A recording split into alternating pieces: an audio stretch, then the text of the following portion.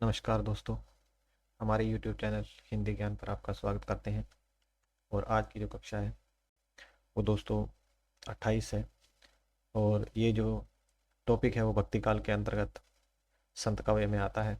नानक देव जी, संत हरिदास जी और गुरु जम्बेश्वर भगवान।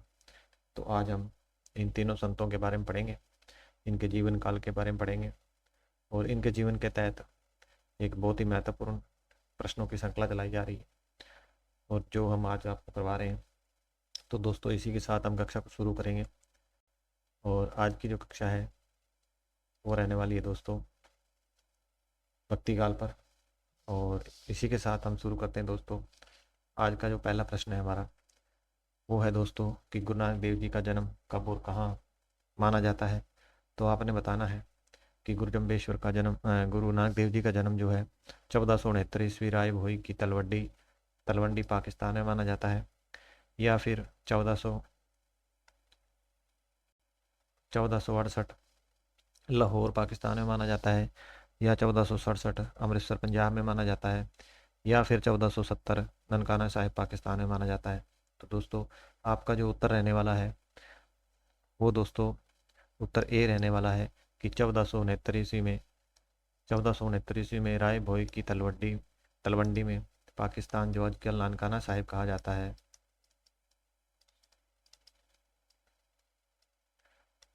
तो वहाँ पे गुरु नानक देव जी का जन्म हुआ दोस्तों। और इसी के साथ उत्तर ए रहने वाला है। और आगे बढ़ते हैं। तो आगे जो इसका उत्तर है वो ए है और तलवंडी पाकिस्तान में है, जो कि आजकल वर्तमान में इसे क्या कहा जाता है, वर्तमान में इसे ननकाना साहब कहा जाता है दोस्तों। और इसी के साथ इनकी मृत्यु काल को देख लेते हैं। जो इनका समय है वो 1539 ईस्वी गुरु है। और इसी के साथ प्रश्न संख्या 2 पे चलेंगे कि श्री गुरु नानक देव जी के माता पिता का क्या नाम था। तो आपने बताना है कि श्री गुरु नानक देव जी के माता पिता का क्या नाम था। क्या माता का नाम जो तृप्ता देवी था, और या फिर पिताजी का नाम श्री कालूचंद जी खत्री था, और या फिर ए और बी दोनों है दोस्तों, या उपरोक्त में से कोई नहीं है। तो आपने इसका उत्तर देना है। प्रश्न को एक बार पुनः हम विचार करते हैं कि श्री गुरु नानक देव जी के माता और पिता का क्या नाम था।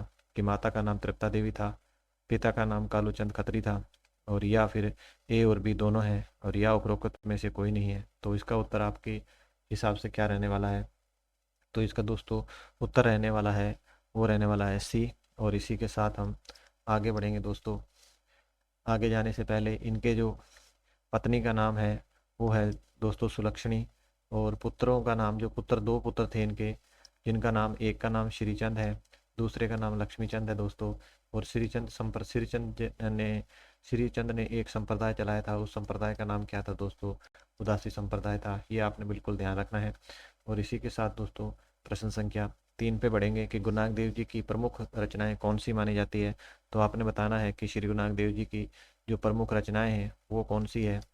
तो आपने बताना है क्या ये जपूजी साहब है, आसा दीवार है, और या फिर हरी रास है, और या उपरोक्त सभी है।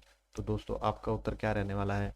तो दोस्तों उत्तर जो इस प्रश्न का है वो रहने वाला है उपरोक्त सभी रचनाएं, यानी कि गुरु नानक देव जी की जपूजी साहब भी है, उसके बाद आसा दीवार भी है, उसके बाद हरिदास भी है, इसके साथ दो रचनाएं और है दोस्तों। दोस्तों हमने देखा कि सोहिला और नसीहतनामा इनकी दो रचनाएं और है गुरु नानक देव जी की। और इसी के साथ हम अगले प्रश्न पे चलेंगे दोस्तों। अगला जो प्रश्न है प्रश्न संख्या 4 कि श्री गुरु नानक देव जी की भाषा किस प्रकार की है। तो आपने बताना है कि श्री गुरु नानक देव जी ने अपनी रचनाओं में किस प्रकार की भाषाओं का प्रयोग किया है। क्या उन्होंने अपनी रचनाओं में हिंदी का प्रयोग किया है, या फिर पंजाबी का प्रयोग किया है, और या फिर उन्होंने अपनी भाषा में जो है, रचनाओं में जो है भाषा जो है फारसी बहुला पंजाबी का किया है, या उपरोक्त सभी का किया है। तो दोस्तों इसका उत्तर जो रहने वाला है डी रहने वाला है। और इसी के साथ हम आगे बढ़ेंगे दोस्तों। आगे जो है प्रश्न इसका जो है कि इसकी इन्होंने क्या है पंजाबी हिंदी पंजाबी और फारसी बहुला पंजाबी का प्रयोग किया अपनी रचनाओं में। ठीक है, इसी के साथ प्रश्न संख्या 5 पे चलेंगे। नसीहतनामा रचना में किस प्रकार की भाषा है। तो एक प्रकार से नसीहतनामा जो रचना है दोस्तों ये गुरु नानक देव जी की रचना है। ठीक है, और इसके साथ क्या है, आपने बताना है कि ये खड़ी बोली में है क्या, ये पंजाबी भाषा में है क्या, या हिंदी में है, या ये जो है फारसी बहुला पंजाबी में है। तो इसका उत्तर जो दोस्तों रहने वाला है वो रहने वाला है यानी कि ए, यानी कि खड़ी बोली में इन्होंने नसीहतनामा जो रचना है वो लिखी है। और इसके साथ हम चलेंगे इसके उत्तर पे दोस्तों। उत्तर जो है ए है। और नसीहतनामा रचना की जो बात की जाए तो ये जो रचना है वो खड़ी बोली में लिखी गई है, परंतु इसका अधिकांश साहित्य जो है किनका, इनका जो है गुरु नानक देव जी का अधिकांश साहित्य जो है पंजाबी भाषा में प्राप्त होता है। और इस प्रकार दोस्तों हम अगले प्रश्न में बढ़ेंगे। प्रश्न संख्या 6 है कि संत हरिदास जी का जन्म कब और कहाँ माना जाता है। तो आपने बताना है कि श्री संत हरिदास जी का जन्म जो है वो कहाँ पर माना गया है। 1552 ईस्वी डीडवाना जिला नागौर राजस्थान में माना गया है क्या, या फिर 1455 डीडवाना नागौर राजस्थान में माना गया है, या फिर 1453 डीडवाना नागौर राजस्थान में माना गया है, या फिर 1454 डीडवाना नागौर राजस्थान में माना गया है। तो इसका दोस्तों उत्तर रहने वाला है वो है बी, यानी कि 1455 डीडवाना नागौर राजस्थान में माना गया है। ठीक है, इसी के साथ हम बढ़ेंगे आगे दोस्तों, बी आंसर। और इसका जो उत्तर है वो बी रहने वाला है। और इसी के साथ हम देखते हैं कि सर्वप्रथम दादूपंथी और प्रागदास के शिष्य बने ये कौन, हरिदास जी जो है सबसे पहले दादूपंथी प्रागदास के शिष्य बने, फिर ये दादू पंथ में गए, फिर ये कबीर पंथ में शिक्षित हुए मतलब गए, फिर इन अंत में इन्होंने क्या है गोरख पंथ में दीक्षित हुए। ठीक है, तो आगे हम देखते हैं इन्होंने अपना जो निराला पंथ चलाया है ना, इसके हरिदास जी है ना। इसके साथ हम आगे बढ़ेंगे। प्रश्न संख्या 7 है कि संत हरिदास किस पंथ के प्रवर्तक माने जाते हैं। तो आपने बताना है दोस्तों कि संत हरिदास ने जो किस पंथ का प्रवर्तक किया है, या प्रवर्तक हैं ये, या किस पंथ की स्थापना की है इन्होंने। तो आपने बताना है क्या इन्होंने निरंजी संप्रदाय के प्रवर्तक हैं, या ये उदासी संप्रदाय के प्रवर्तक हैं, या ये बिश्नोई संप्रदाय के संप्रवर्तक हैं, या फिर ये जो है वो सखी संप्रदाय के संप्रवर्तक हैं, तो प्रवर्तक हैं। तो ये दोस्तों मुख्य तौर पे जो है निरंजी संप्रदाय के प्रवर्तक माने जाते हैं। और इसी के साथ हम इसके उत्तर पे पढ़ेंगे दोस्तों। इसकी जो व्याख्या है वो डीडवाना नागौर में इस संप्रदाय की मुख्य पीठ है। तो आपने क्या देखना है कि जो इस पंथ की जो डीडवाना नागौर में क्या है मुख्य मठ है इनका तो ये ध्यान रखना है आपने। इसके साथ हम चलेंगे अगले प्रश्न पे। क्या मेडिवियल मिस्टिसिज्म के मुताबिक, देखो मेडिवल मिस्टिसिज्म के मुताबिक निरंजनी संप्रदाय का सर्वप्रथम प्रचार कहाँ माना जाता है। तो आपने बताना है कि जो मेडिवल मिस्टिसिज्म जो एक रचना है उसके मुताबिक क्या है कि इनका जो जो निरंजनी संप्रदाय है सबसे प्रथम या सबसे पहला प्रचार इनका कहाँ देखा गया है। क्या इनका प्रचार राजस्थान में देखा गया है, या फिर इनका प्रचार गुजरात से देखा गया है, या इनका प्रचार असम से देखा गया है, और या इनका प्रचार जो है वो उड़ीसा से देखा गया है। तो इसका जो उत्तर है दोस्तों वो कि मेडिवल मिस्टिज्म जो रचना है उसके मुताबिक जो है निरंजी संप्रदाय का सर्वप्रथम जो है वो जो क्या नाम जो प्रमुख जो प्रचार है वो यहाँ से देखा गया है कि उड़ीसा उड़ीसा राज्य से देखा गया है। ठीक है, इसके साथ हम आगे बढ़ेंगे कि मेडिवल जो रचना है ये मेडिवल मिस्टिज्म जो ये रचना क्या है आचार्य क्षिति मोहन सेन की है। ठीक है, इसके साथ हम आगे बढ़ेंगे। अगला जो प्रश्न है प्रश्न संख्या 9 है दोस्तों कि संत हरिदास की कौन सी रचना है। तो आपने बताना है कि संत हरिदास की रचना क्या है। अष्टपदी योग ग्रंथ है, या ब्रह्म स्तुति है, या फिर हंस प्रबोध है, या उपरोक्त दी गई सभी रचनाएं हैं।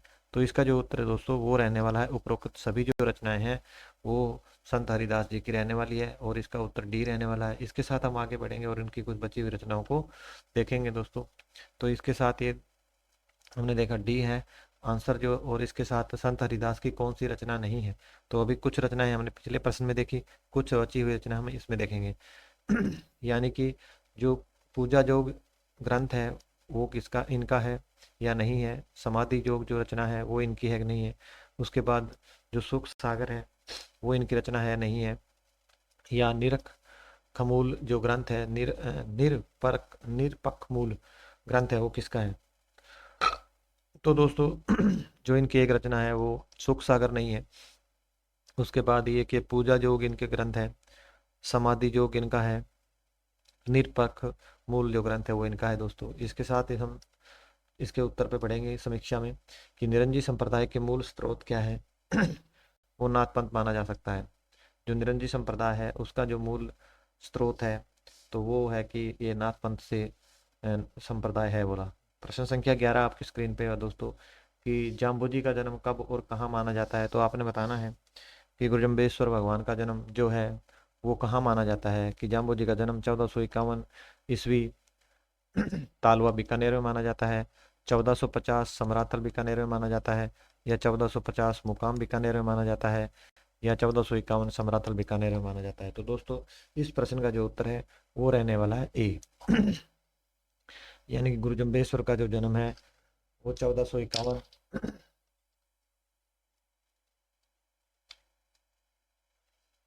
यानी कि 1451 तालपा बीकानेर में है। ठीक है, और इसी के साथ हम दोस्तों आगे बढ़ेंगे, इसका समीक्षा देखते हैं इसकी।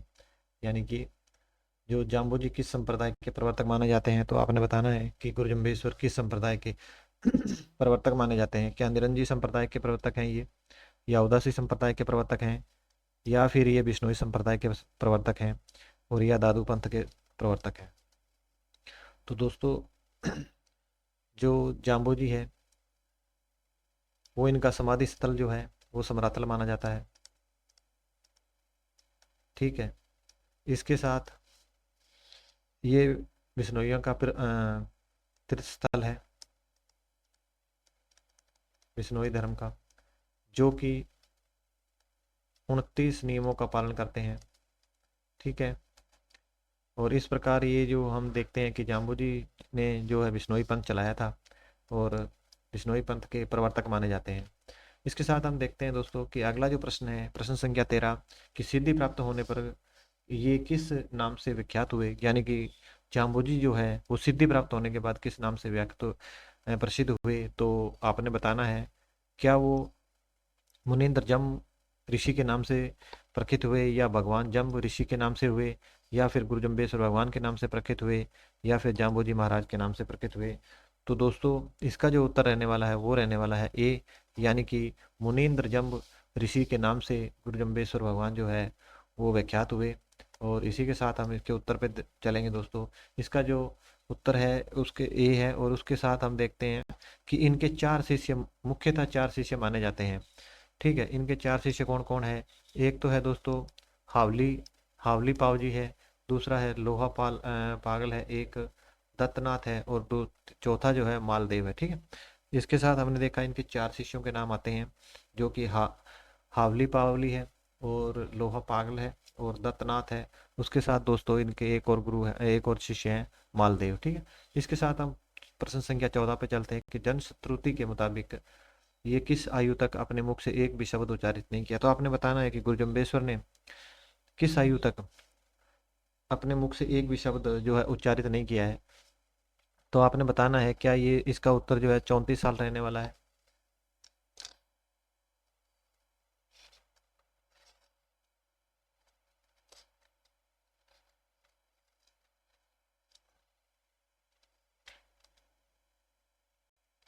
या फिर इसका उत्तर जो है दोस्तों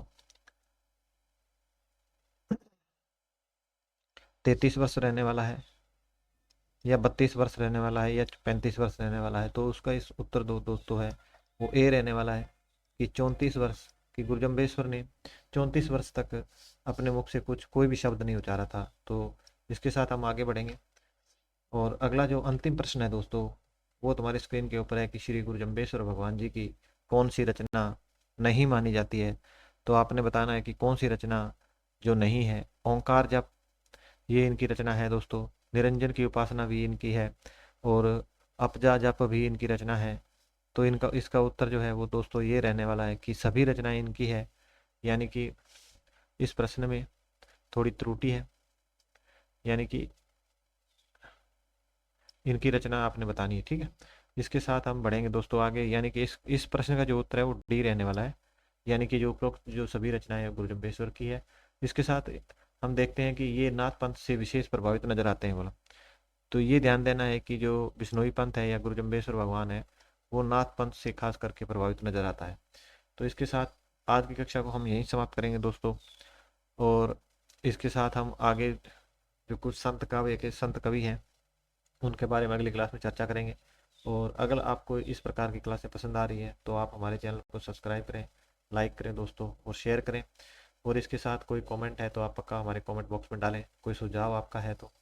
और दोस्तों, हम क्या है, कोई यूट्यूबर नहीं है, हम आपके साथ वाला तैयारी करने वाले ही हैं दोस्तों। मैं मास्टर कैडर लेक्चर कैडर की तैयारी कर रहा हूँ और साथ में मैं आपको ये लेक्चर करा देता हूँ, ताकि इससे क्या है कि मेरे को याद हो जाता है थोड़ा, और मेरी प्रिपरेशन थोड़ी ठीक हो जाती है, इसलिए मैं करवा रहा हूँ तैयारी आपको।